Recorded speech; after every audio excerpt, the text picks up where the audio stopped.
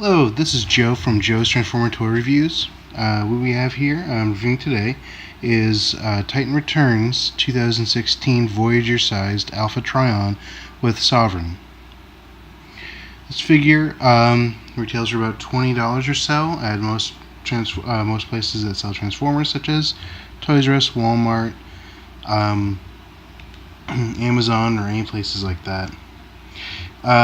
This is part of Wave 2. This is the only new mold for this wave. We have here is a trading card for it. Now, Alpha Trion is a character that has been around from the original series. He shows up from time to time as being an important character, but never a primary one. Kind of like a Yoda-style character. Divulges information, but doesn't usually do a lot on his own. So, the card we have here for Alpha Trion is good match to the figure. They always are, generally. Now, this is supposed to be their stats. All of them go to infinity, which for Alpha Trion or Autobot Sovereign by themselves, for every statistic. Yeah, so it doesn't mean much for him. Just maxed out everything. Regardless, this figure has a lot of details. Now, the Voyager figures do seem to have a feature on the head where they have a large device. Titan Returns, their headmasters or Titan Masters as they're calling them, head comes off, becomes his own robot.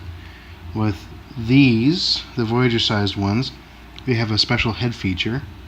Galvatron, for example, had a mask type thing that comes up. Alpha Trion has these horns that come up. They're similar to the ones Sentinel Prime has. They don't go out of the way very well with him. It's supposed to latch down, but so you have to get him down so far. There we go. So head back in.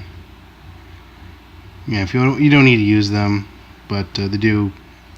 The feature usually does take up a large portion of the chest and limits the transformation. His is deployed pressing this crystal in the center, and it looks rather nice. The headmaster doesn't need it, but it is a nice continuation of the design. Comes with a gun style that figures can always sit in. Three barrel blaster. It's not a bad design. It makes sense in some of his other modes as well. This comes with a large sword. As you can see, the blade's made out of a translucent orange plastic with a purple handle, dark purple. He has a lot of red, purples, and grays throughout his entire body. It's got a nice design.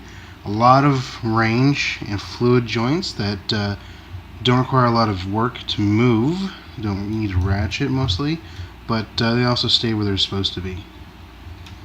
It does some fairly decent poses, although some things are a little bit stiff, probably because of the chest, but honestly it does fit the character, being he's supposed to be a really old character. Although age, it would assume, doesn't really mean too much to a robot. Anyways, wide range of motion. So he has two alternate modes. One is of a lion-like robotic lion, and the other one is of a spaceship. So let's go ahead and demonstrate the lion first. Now, both of the transformations are relatively straightforward, not too difficult to transform and get the hang of it. Always remove the head first. Doesn't need to happen, but I find that because you need to send that back in. Here's a little Sovereign, by the way. It doesn't have a lot of features.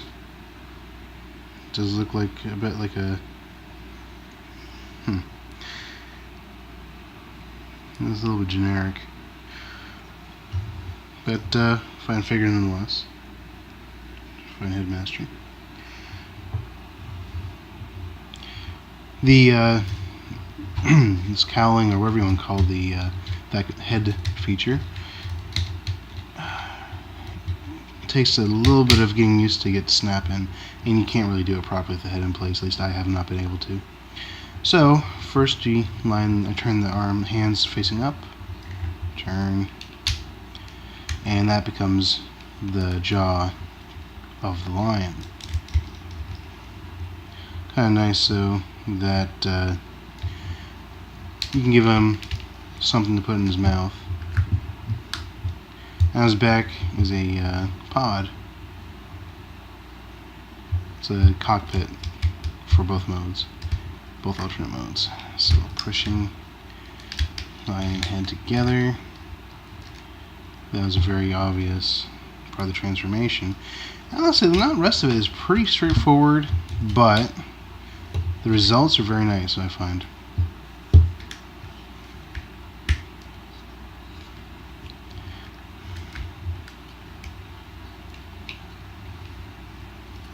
And flip these up.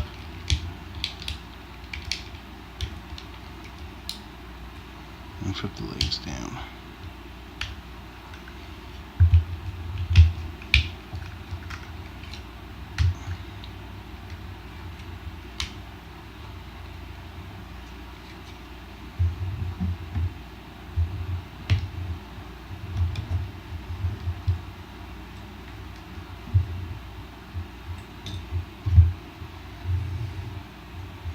And the sword becomes the tail.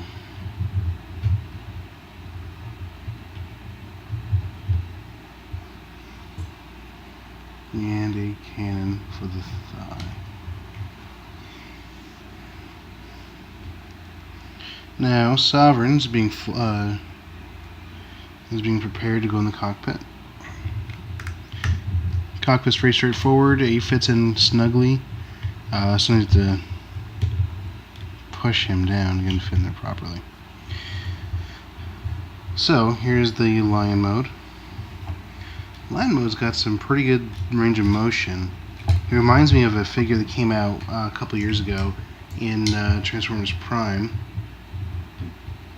He had almost no, because of transformation, had almost no ability to move limbs. His tail sort of keeps coming off, but honestly, it's not a big deal. Strangely enough, looking at him straight on is probably the weakest angle. I like it. It's a little weird to have a cockpit on a lion, but I mean, do what you have to do. So this is lion mode. And we leave him in the cockpit. He doesn't have to come out, so I might as well leave him in there. Next mode is the spaceship mode. So take back these lion paws. Rotate. There we go. Move his toes and move them out straight forward. Both sides. Bring his legs together. Unfold these flaps.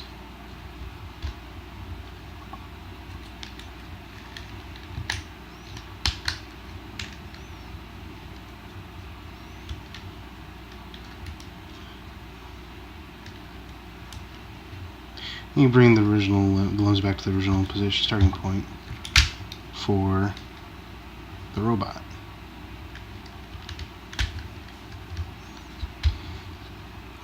Rotate the waist up. And you lock the arms in place.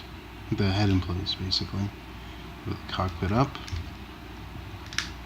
And now, all we have to do now is fold out this little detail.